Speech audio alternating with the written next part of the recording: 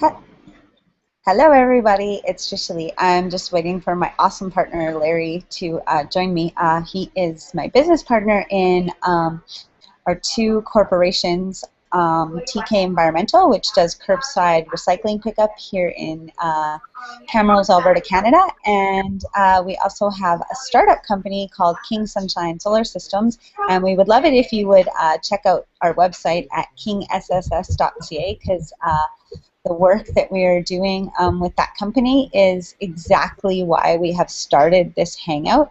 We are involved in a company that has some disruptive technology. So that is what this hangout is all about, is different types of disruptive technology. And as much as we love talking about solar power and our own project that we're working on, we thought that it would be more valuable to share with other people all over the world via this Google Hangout information about all sorts of different disruptive technologies, past, present, and future.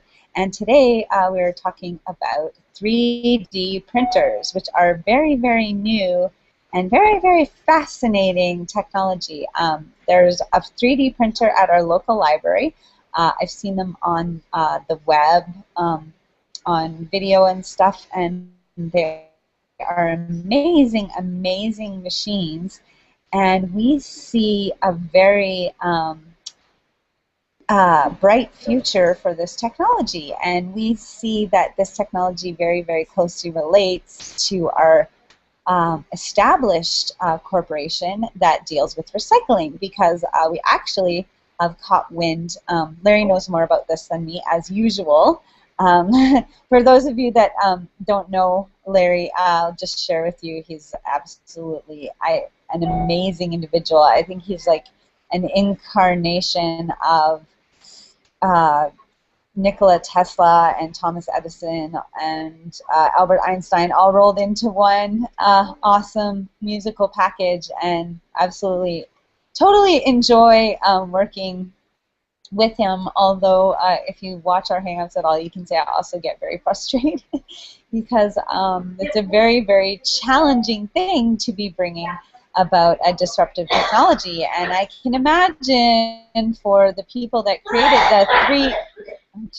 the people that created the 3D printers that are new on to the marketplace, it was a very, very challenging endeavor. Just looking at the one that is at our library, seeing them on video is a lot different than seeing it in person. Because seeing the one in person really, really was like, wow, this thing is really complicated looking, because they have it in a glass case where you can kind of see it do its work. And actually I haven't seen it working, but I have seen videos of ones on probably YouTube. I'm not really sure where I saw it, or some website somewhere that had a video of a 3D printer actually printing something. It's like construction, but computerized. It's really super fascinating, and it looks pretty like a pretty complex device. And I imagine that there was a lot of trial and error that went into creating that 3D printer. The prototype, I imagine, was a trial and error endeavor, and now it is a usable product on the marketplace.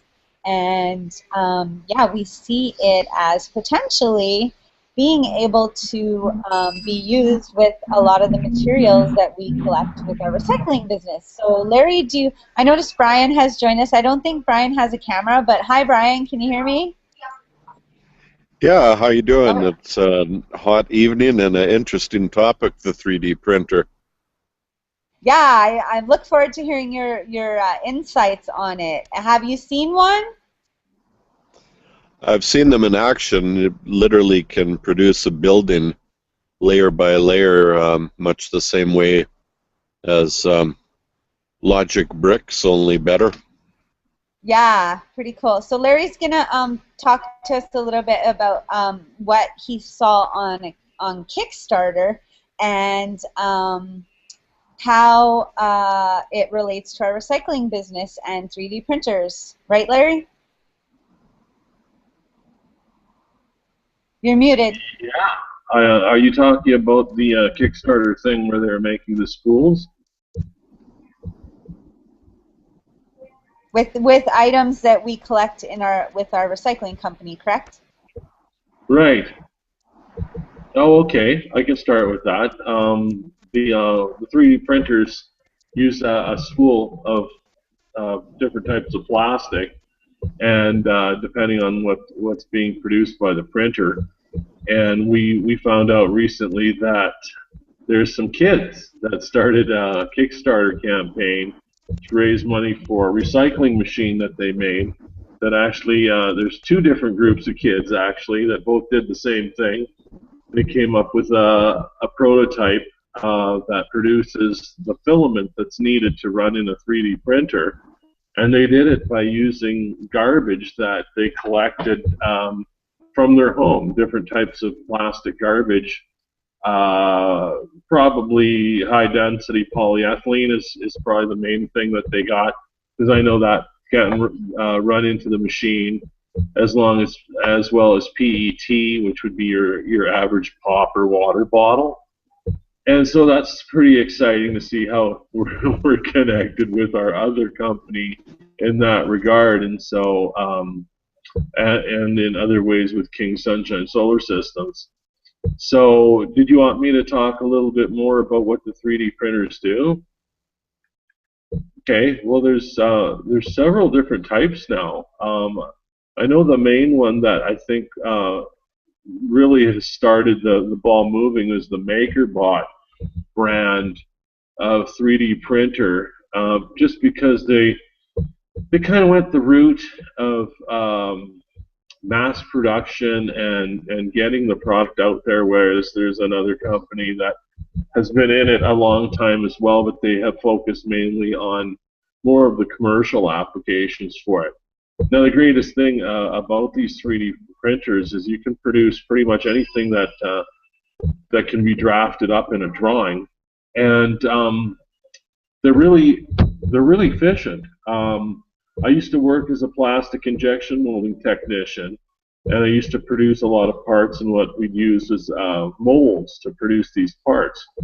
And when you're in production, depending on the type of part you're producing, a plastic injection molding can produce a part pretty much from every 3 seconds to every minute and a half. So it depends on the configuration of the part, the type of plastic that's being run, things like that. The cool thing about these 3D printers is that, as Brian was saying, that they kind of build things up layer by layer by layer. It's a very thin layer, and they start from the bottom of the plate or the platen and build up the part, and it's just amazing how it takes shape, because it's almost like magic. Completely different than injection molding, because there is no mold. And so now we're talking about the disruptiveness of the 3D printer. Wow. Yeah. I'm thinking, the other night we were talking how microwaves, we were talking about how microwave ovens revolutionized stuff. Well, I got a funny feeling we're going to find 3D printers in everybody's house within the next 5 years. Everybody's going to have one of these things. Why? Because you'll be able to recycle your own plastic and make whatever part you need for that day or for that week. So you'll be able to go grocery shopping, buy your groceries, and then separate and clean your plastics, and use that with your filament maker, and then use the filament with your 3D printer to make gadgets of whatever your heart desires at home. I know a lot of people probably don't think that way. They'll just keep going to the store and buying plastics and then putting it in a recycle bin, or even putting it in the landfill, whatever they choose to do. But it really makes the mind wonder where it's going to go with these 3D printers, because not only can they make plastic parts, I guess they can also make stuff like pizzas and food, different types of food, which really I have no idea how those machines work. I was kind of looking for a little bit information on it, but I haven't been able to find anything. But isn't that amazing that they can actually make food using a 3D printer? I think I'll 3D print myself a hamburger.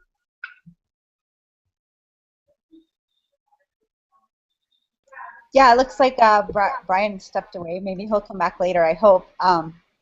So anyway, yeah, 3D printers are pretty amazing. And yeah, I'm loving this idea of being able to, we discussed this vision that we had of people taking their packaging from the store, from their valuable goods that they brought home, and feeding it into one of these extruders that these young men on Kickstarter came up with, and then being able to turn it into a toy for your kid or something useful. I just love this, how this is all weaving together to be an awesomely powerful tool for people and businesses. Like, I think for a business, like, how valuable is that to, instead of have to pay to have plastics packaging hauled away from your company, you could take it and turn it into some kind of parts that go into your products that you make, or that could be useful in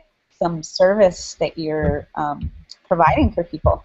So it's absolutely so cool that these things exist. And like I say, it's definitely a disruptive technology, and it's yet to be seen exactly all the disruption that's going to be caused by people being able to basically duplicate any kind of plastic doohickey that exists. Really, the possibilities are so endless with this technology. I absolutely love the idea of it, and I look forward to getting one.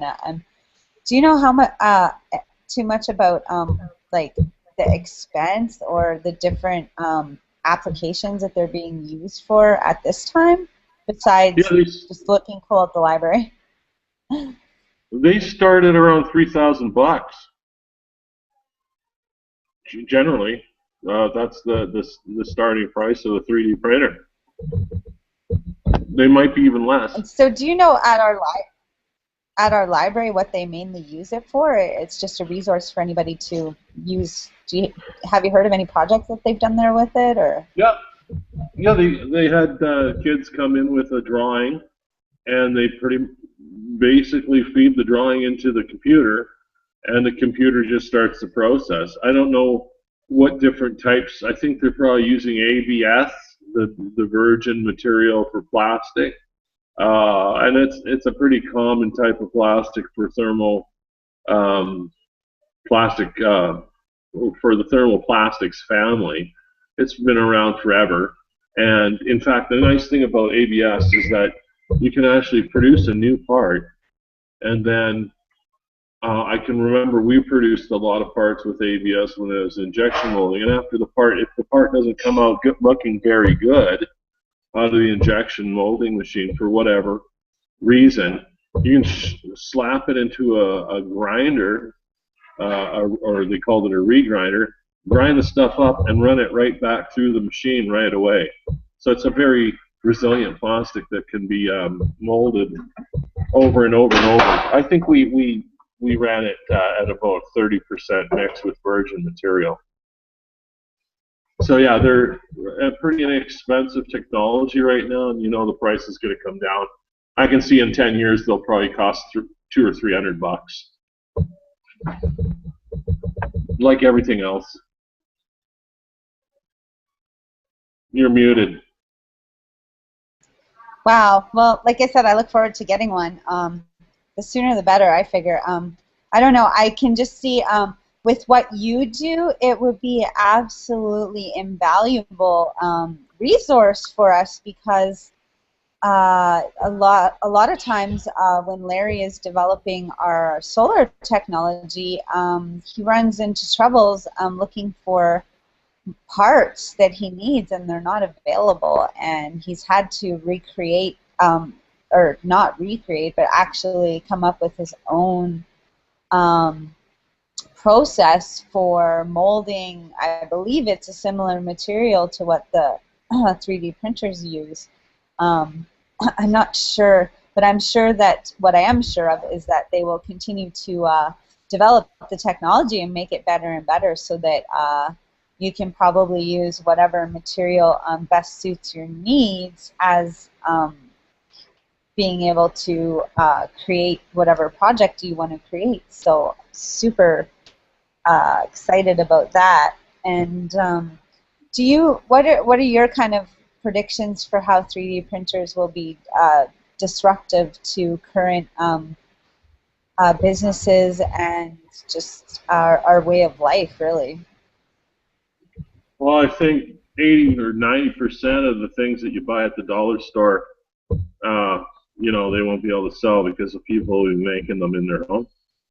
So a lot of disposable, trashy kind of knickknacks that people that are super dirt cheap, that they don't have a long lifespan. You can make those kind of things out of second generation plastic with a 3D printer, and probably you don't have to go to the store to get it. So a lot of those things, not just the dollar stores, but all stores that sell plastic knickknacks or whatever they're called, little tools and stuff that are cheap, cheap plastic things. My mom used to call it cheap plastic junk. They won't, you won't have to go to buy those in the store anymore. You'll just be able to make them. And like with I'm sure one of these 3D printer companies is going to catch on to that.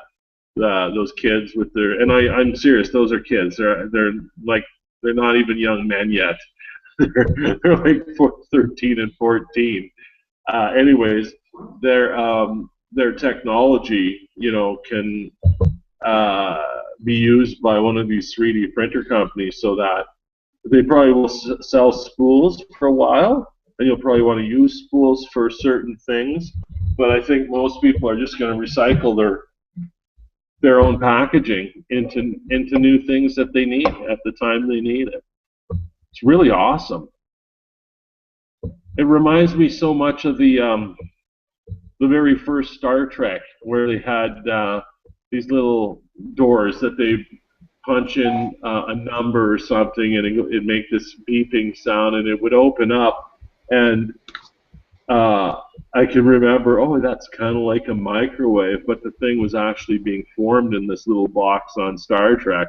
And now, here we are in 2014. And oh, yeah. Star Trek has done so much to predict the future. It's like trippy. The communicators, like cell phones, are like so much like those little, like the smartphones so remind me of their communicators on that show. I'm just waiting to be beamed up in the near future here. That's gonna be yeah.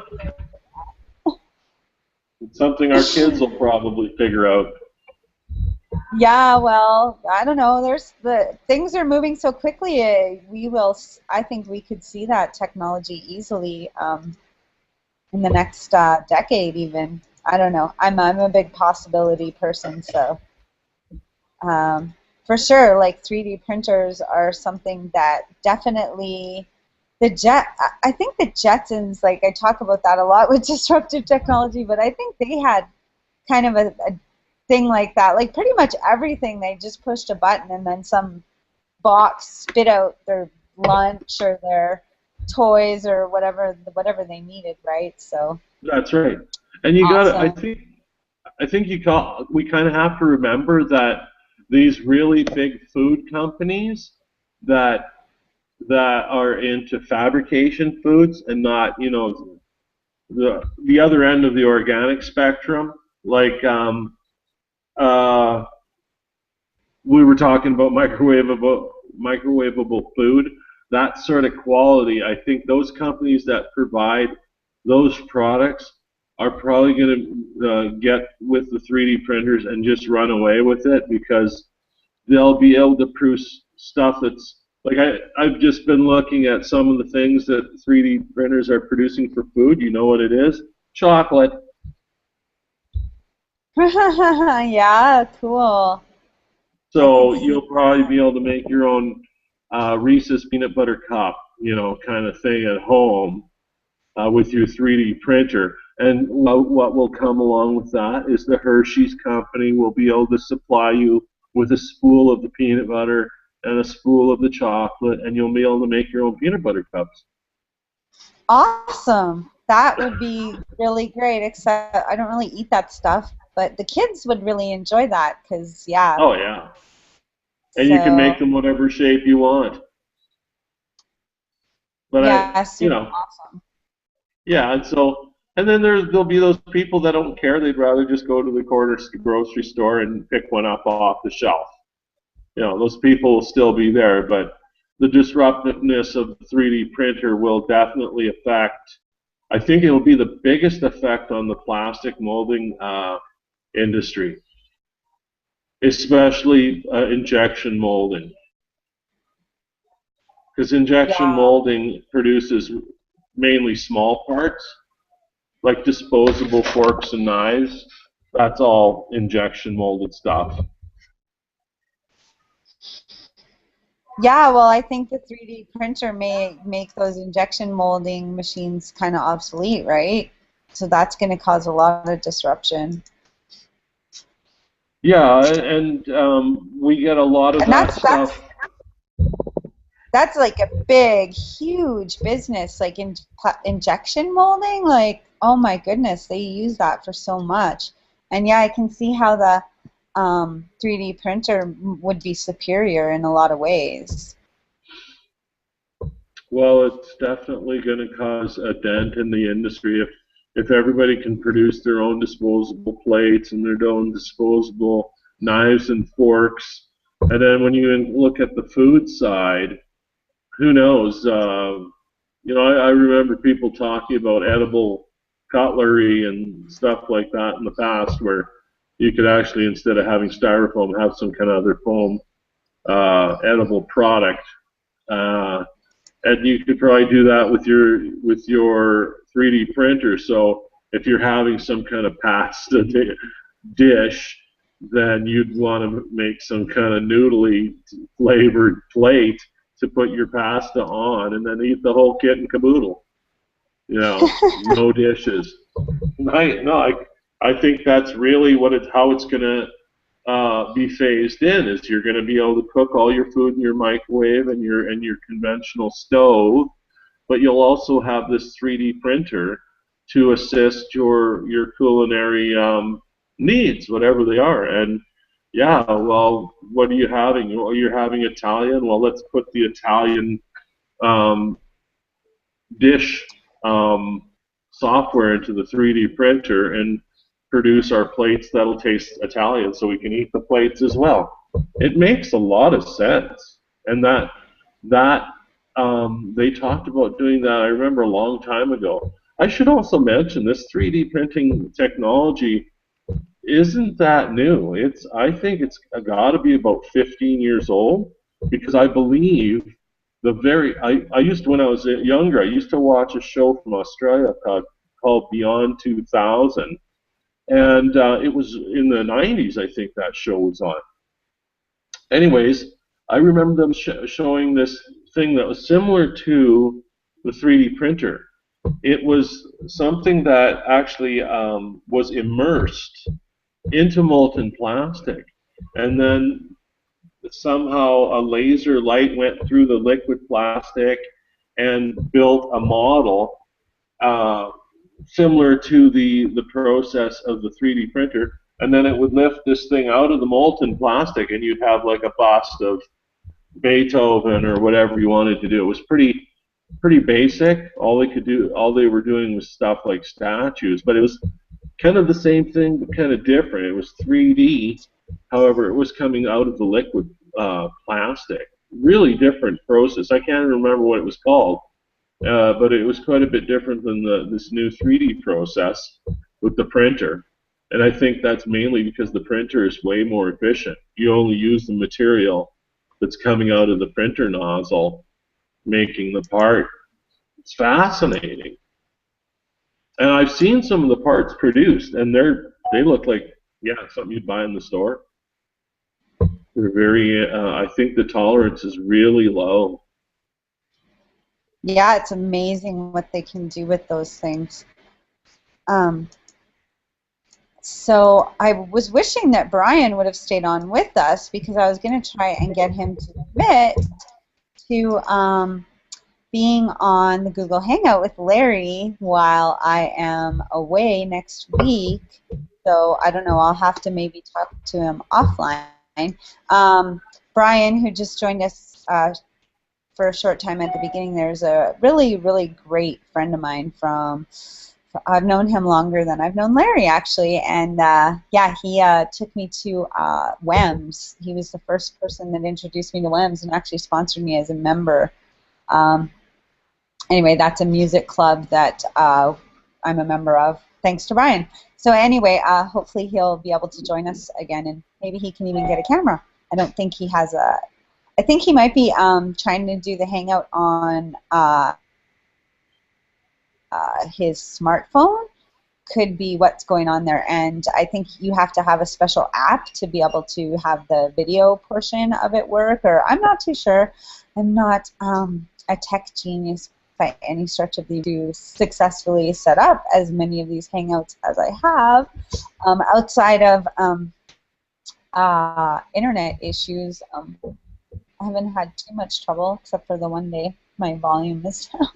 But anyway, everybody could hear me, and I did a bunch of talking. But so 3D printers are a very interesting disruptive technology, because the future is very unknown as to where they're going, because it's such a new technology that it's a little bit pricey right now and it hasn't really revealed its usefulness to a lot of people yet. I think that as they continue to perfect it and continue to make it better and make it usable with more materials, it's going to be an invaluable resource in the future. So it's super exciting to see a new technology like that. And it would be really interesting at some point on these Hangouts if we could revisit this topic with some of the people that were involved with developing it. Larry, do you know much about where it was developed, patents, or any of the kind of information about how 3D printers kind of came on the scene, or the company that produces them, or anything like that? The company, I know, like I mentioned, the MakerBot. That was one of the companies. I had the name of the other company on the tip of my tongue. I'm just kind of trying to find the name of them. But they were, like I said, that company was developing 3D printers a long time ago. And like I said, they I don't know if they hold patents on them. I don't know who actually holds the patents. However, this company was one of the first, so I imagine they probably there's a really good chance that they hold a patent for some of the technology. But who's to say when the who knows? It's hard to say when the technology was invented, right? Because sometimes machines get invented, but it's too early for them to come to the market, and yeah, it's hard to say. Maybe some of the patents are expired. Excuse me. I'm sure it's something that they had to work on for a long time. Like, I can't imagine. Like, the thing looks complicated, I got to say. Like, I don't know. I'm sure it was something that took a lot of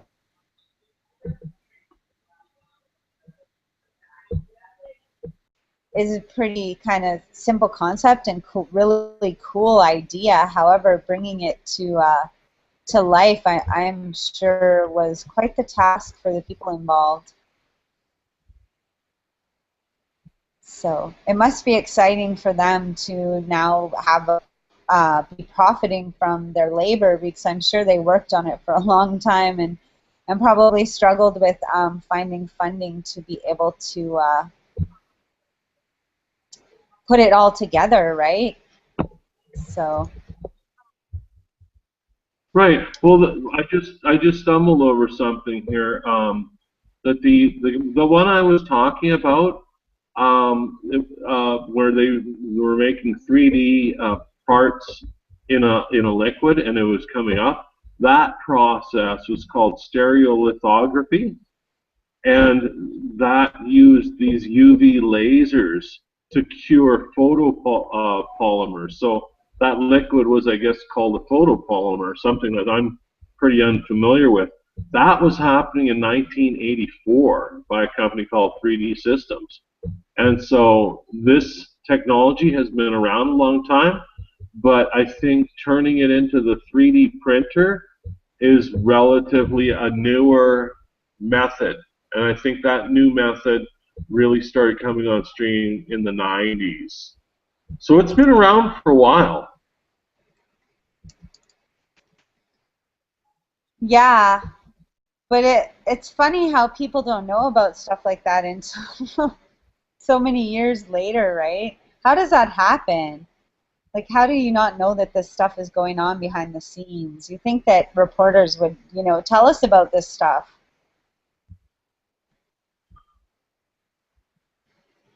Well, I saw it like on a this Beyond 2000 show. All that show was about was all new technology, and that's why I liked it so much. Because I was, well, being an inventor, it's always fun to look at new technologies. Like my dad used to always buy Popular Mechanics, and I loved that magazine as well.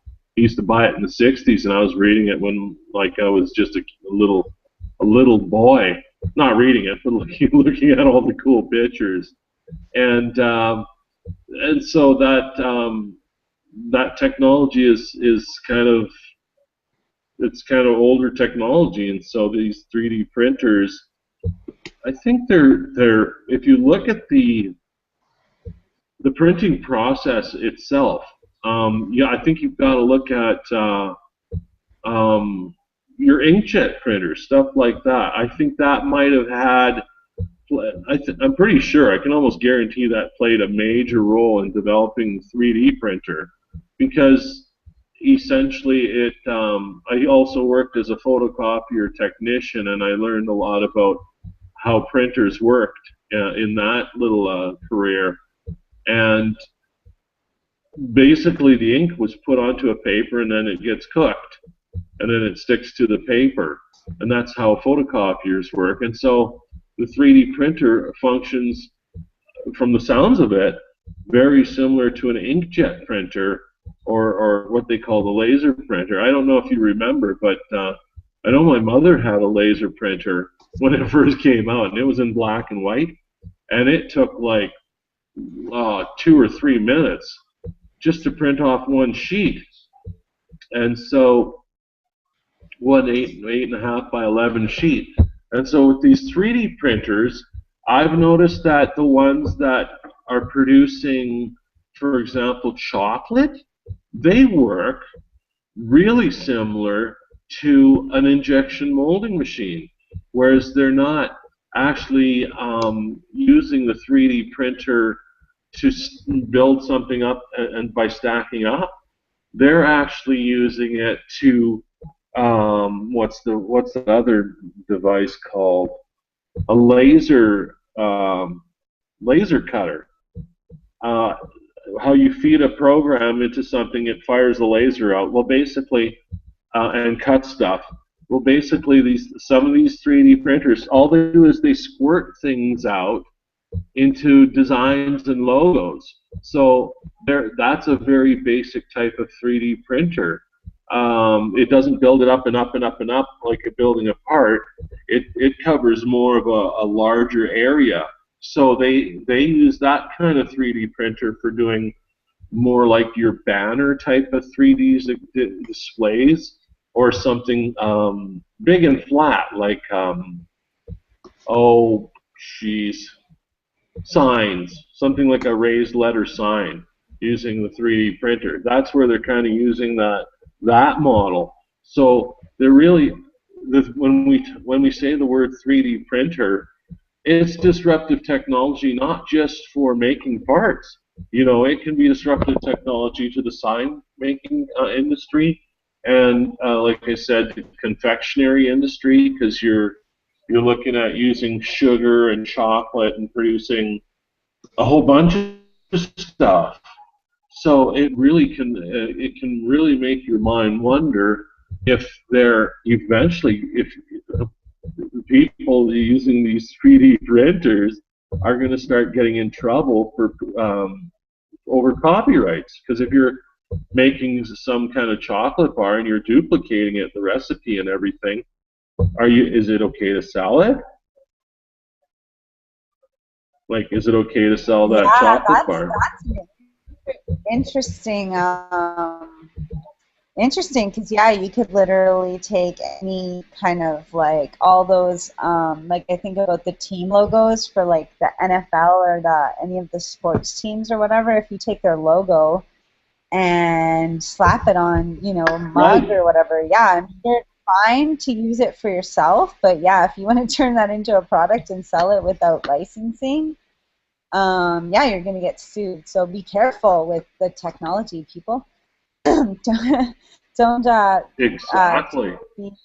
like, it's copycat technology, so it's hard not to resist the temptation to use it to like copy stuff that could get you in trouble, right?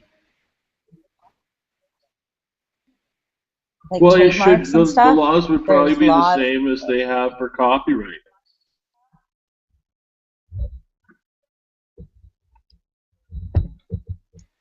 Yeah, I don't really know those laws or too many of the laws.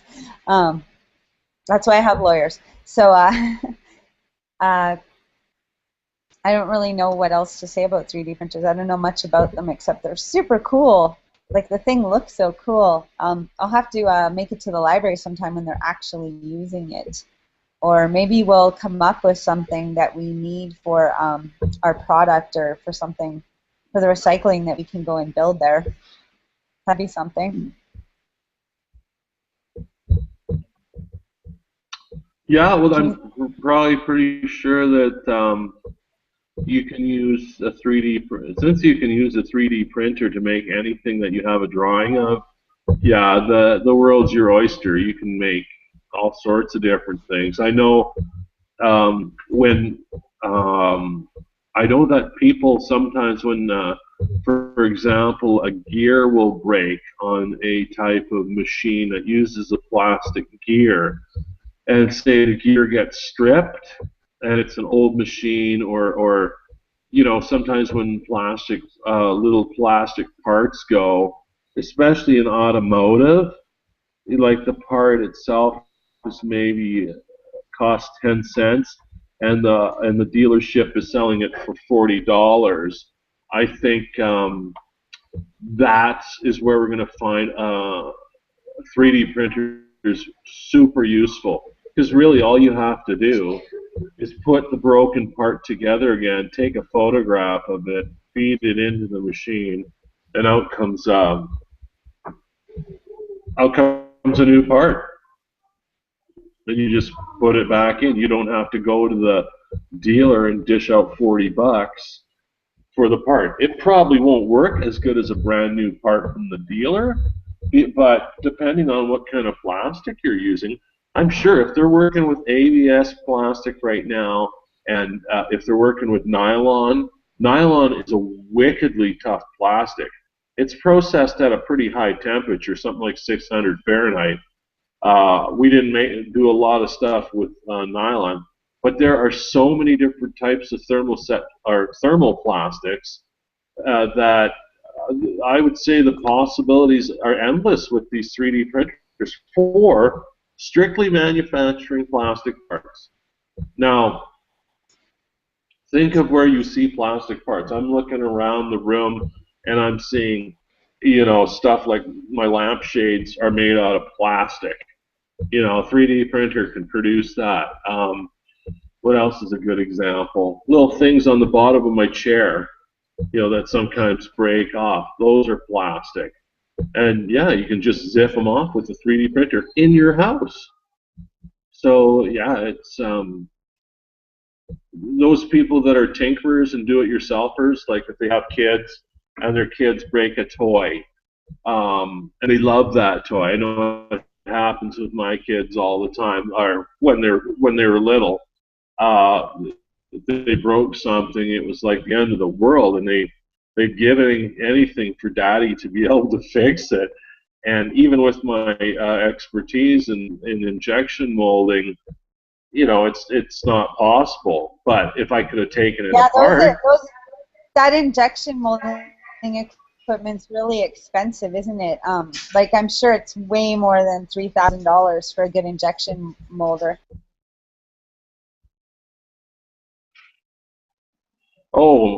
you know, to make if you were if you were to make one part, for example, if you were to make um,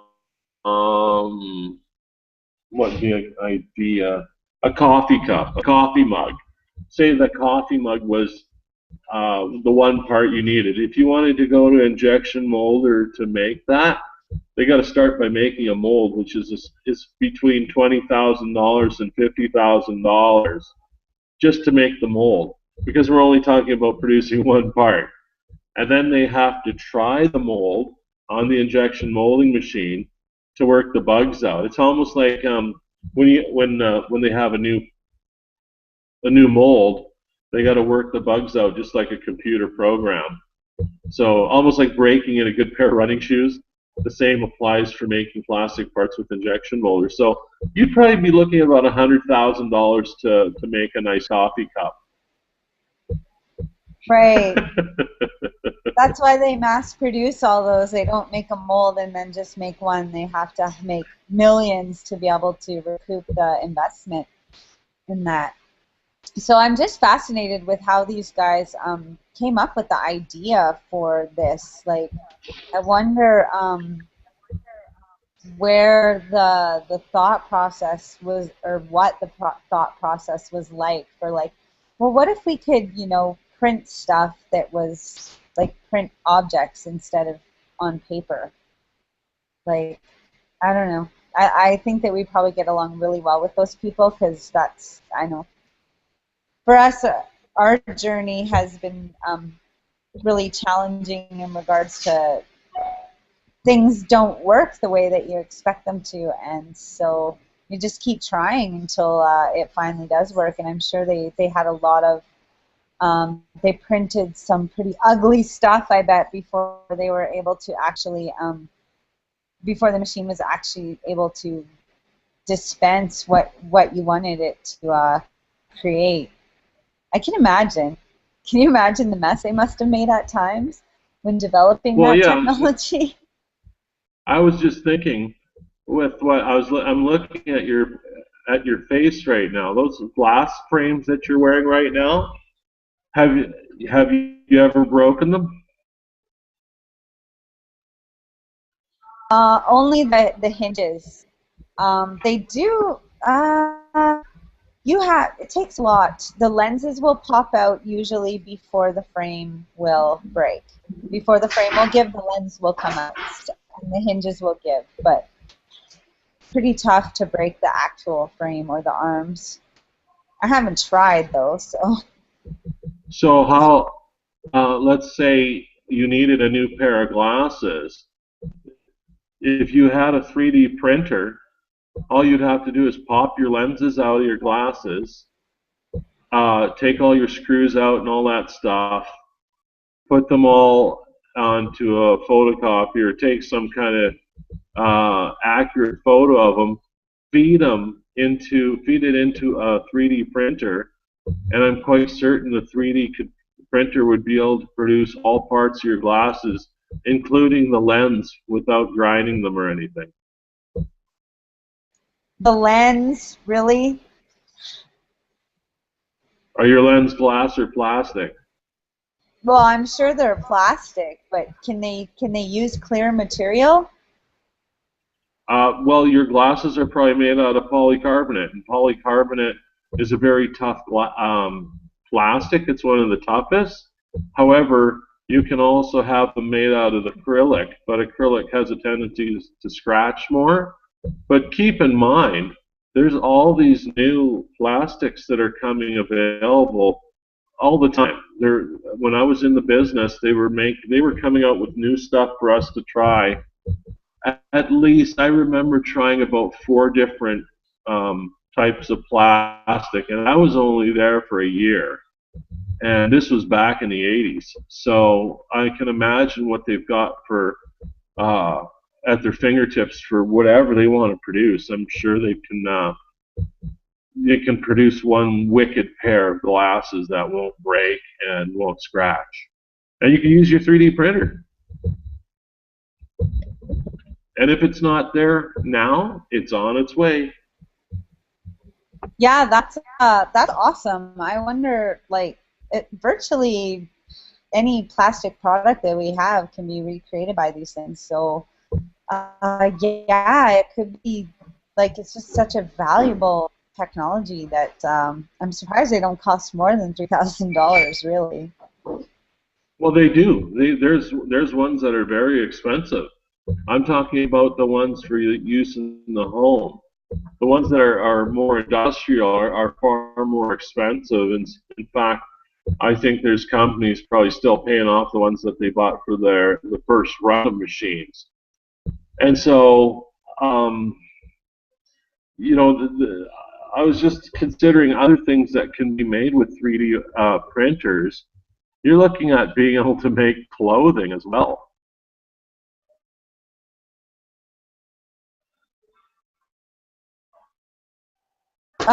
Yeah, that doesn't really surprise me with the synthetic materials that they use for some clothes, plastic.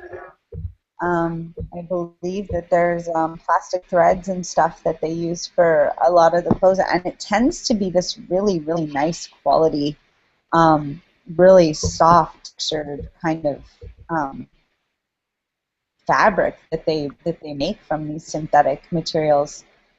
And yeah, it doesn't surprise me that there's some kind of poly whatever plastic stuff. Yeah. Well, I think Nike. I heard that Nike is using a 3D printer to actually produce a football shoe for the NFL, using a 3D printer to produce the entire shoe. Because don't forget, with a 3D printer, I think you can mix different hardnesses of plastic together. So you know how the runners I'm wearing right now have got adhesives involved. They've got sewing involved, and so the sole is probably glued on, and then there's the sewing for the most part of the shoe, and then the laces. Well, I'm pretty sure they can, with a 3D printer, produce the whole shoe without having to use adhesives and without having to use the thread for sewing. They just have to change the type of plastic that they're using in the printer on that part of the shoe. It's just mind-blowing. You know, you'd be running one type of plastic, the machine will shut off and tell you, well, it's time to put in the other plastic to do, say, the sole, and then the way it goes, making the sole. So you change it. You can probably run different types of plastic in the 3D printer, and of course they'll have the kind that will be able to run like 5 different plastics at the same time, and those are probably going to be pricey machines. But those they got the technology now, and they're going to they are going to flaunt it. And it's going to be so popular, it'll make everyone's head spin. Like, I've thought a lot about the period of time we just recently went through over the past, say, 20 years with all the American manufacturing, or North American manufacturing, going overseas and to going to third world countries. Maybe there was a reason for that. Maybe they knew they had the 3D printer and they weren't going to need all that machinery. People are going to produce their own stuff at home, and they won't need to. No one's going to have. There's going to be no reason to have a manufacturing facility in North America. I don't know. The one thing I do know is somebody's going to have to make those spools of filament. That's going to be a big business. That'll be bigger than the oil patch, no doubt. And guess what it comes out of? Well, hopefully recycled plastic. That'd be great.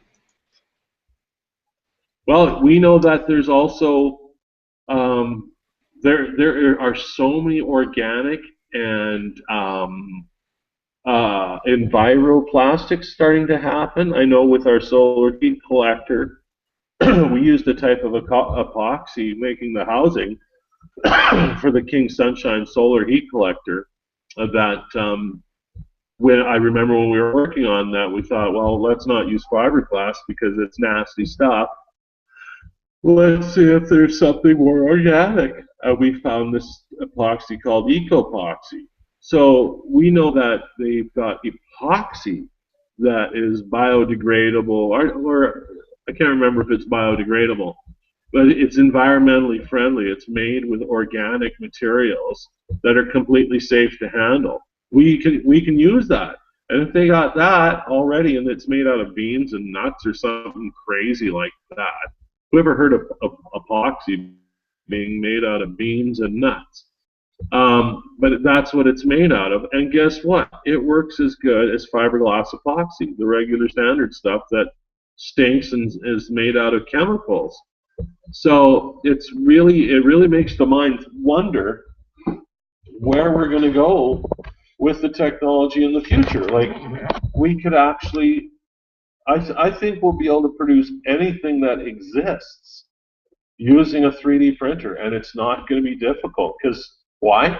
Computers getting faster and better all the time, and now that they're onto the 3D printer, you better believe all of these young kids are going to come up with new ideas, and just like anything else, there's going to be people that have ideas, and they're going to say, hey, I wonder if a 3D printer could make this.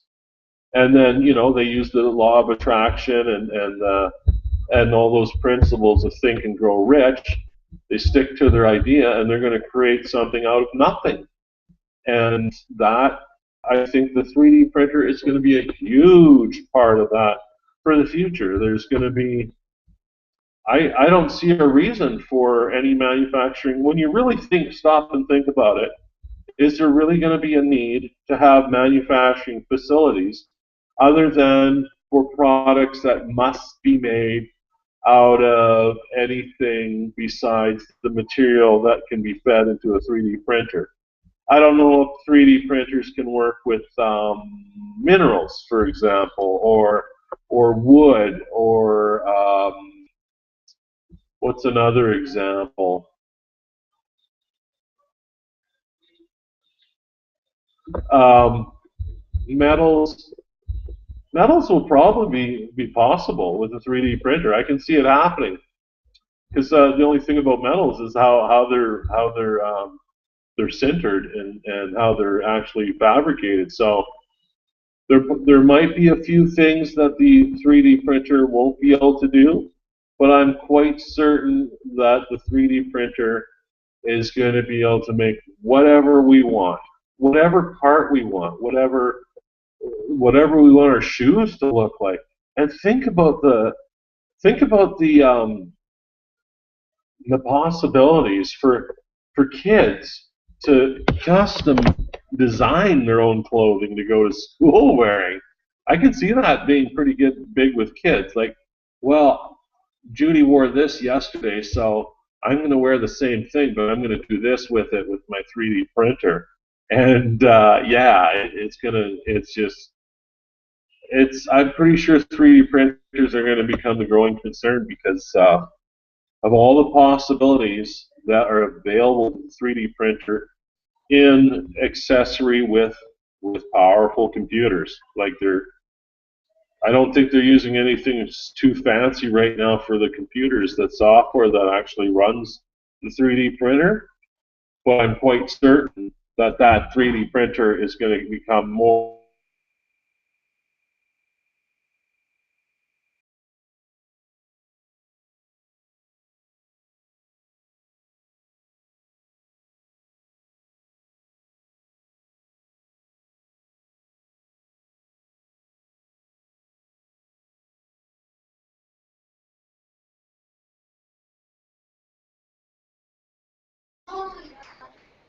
I'm back. It looks like Larry's gone, so I guess maybe we both cut out there.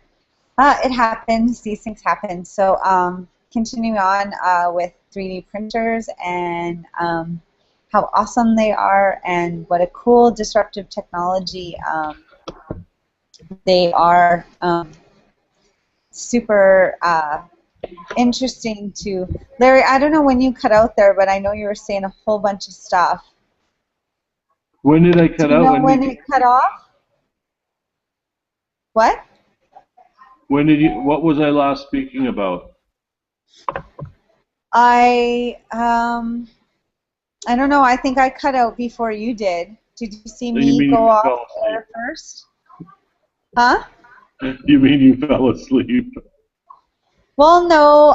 But yeah, I don't have a super huge interest in plastic, but I know Well, that what I it's was something saying, that you have a lot of knowledge and value to share.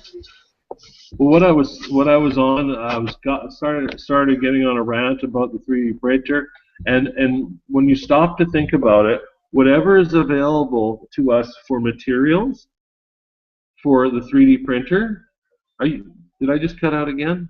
I think I did. Nuts. Hang on.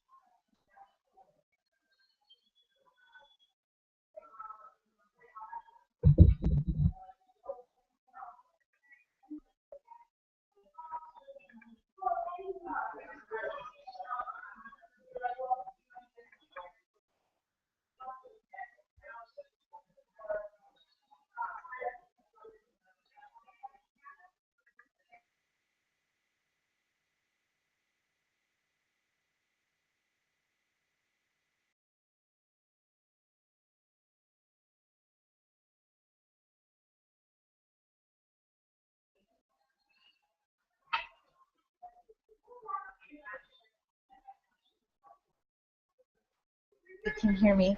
Oh yeah, there I am. Okay, well, oh, my microphone is not working. You're working. Oh, okay.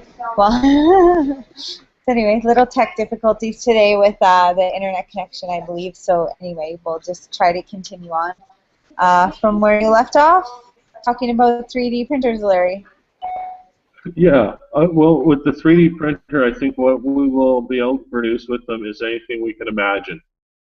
It is going to be like the genie in the bottle. Because I was saying that computer technology is going to get better, 3D printers are going to get better, and you'll be able to produce anything.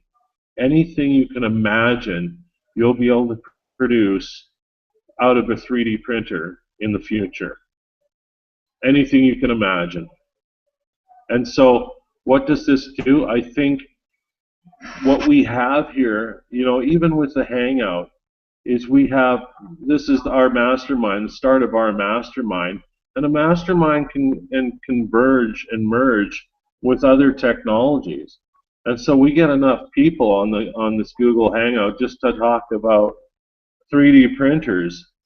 What they don't do yet, well, these people can figure that out. Well, what is it that I could use a 3D printer for that it can't do, and how do I get to make it to do that? That sort of stuff is going to happen, and I tell you, I think the 3D printer is going to be like electricity. The possibilities are going to be endless. It really, when you stop and think, well, okay, they can work with plastic right now because that's what they're designed for. Eventually, they're going to be able to work with different types of food, like ingredients for food, salt, sugar, whatever it takes to make a cake.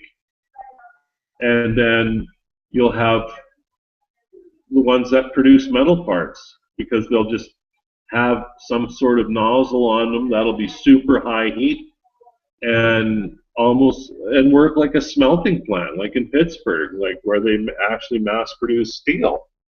You'd be able to do that from a 3D printer. As long as if that's what people want to do, then that's what people are going to do. And I think the 3D printer is the tool that's really going to do it for everybody. Whatever you want to do, whatever you can imagine doing, the 3D printer is there, and it's going to be like Star Trek. Whatever you want, not just food, whatever you want. And you want to know about disrupting technology? Hell, that's going to disrupt the entire economy. You know, the magic is all. The magic is all going to be in whatever the heck it is that is feeding into the 3D printer for materials. That's where the magic's going to be. Yeah, so hopefully we can use a lot of recycled materials for that, because like wouldn't it be awesome if we could, what we were talking about yesterday with rechargeable batteries, the old alkali batteries, can you imagine feeding them into a 3D printer and being able to make something useful out of them instead of seeing them go into the landfill and leach toxins into the water supply? That would be pretty cool. There's a $1 million idea there for somebody. I don't know what you would want to make out of those batteries, but surely you can make a lot of things if you wanted to. Well, the thing about the 3D printer is when it feeds a material end, it's a raw material, so it'll be ABS, that's one type of plastic, nylon, that's one type of plastic. It's like aluminum is one type of metal, hot metal is another type of metal, stainless steel is another type of metal. The same rules apply for plastic. And so would they be able to produce stuff with wood? I doubt it. I think metal and plastic will be possible. Different types of food, like sugars, grains, liquids, all sorts of liquids. I know they're making some fruits out of 3D printers. I was reading something about they made a strawberry that tastes like a raspberry.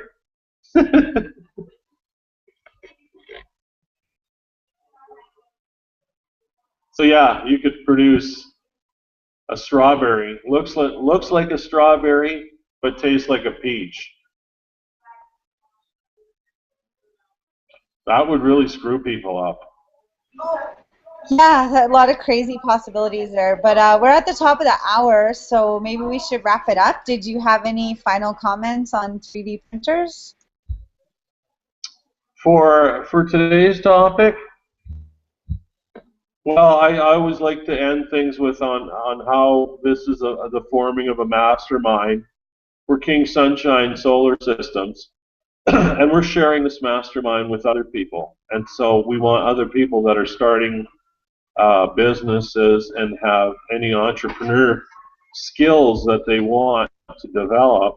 That's what this hangout really is for. And so on that note, that's what we're really here for. We're not just here for our own company, but for other fledgling startups that need a little help getting going in whatever industry. And that's why we talk about disruptive technology, because if you're a new company, you're probably not making something that somebody's already making and selling it, because there's no real business there. You're going to have some kind of disruptive technology on your hands, and me and Trish are here to help you along with that. And you might even be able to help us along. That's the true magic of the mastermind, is we all help each other out. Yeah. And now there should be a song that plays. Yeah, it's super awesome, and yeah, looking forward to having all kinds of people join us in the future on these. It's a 20,000 part series, so that leaves a lot of room for a lot of people to come and participate and share what their disruptive technology is, or maybe their experience with 3D printers. Like I said, a lot of these topics we will revisit, hopefully with some industry experts that can help us understand more clearly how the different technologies are disrupting marketplace currently, especially. And so with that, I'll say goodnight, and if I don't see you in the future, I will see you out in the pasture. That's where I'll be at 6 a.m. And I want you to go out there and make it a great night, day, morning, wherever you may be in the world. And I just want you all to know that I believe that you can be, do, or have anything that you want in this life, or you can have everything. And I choose everything, and I hope you will too, because you can. Thanks, everybody. Bye. Bye, Larry. Bye.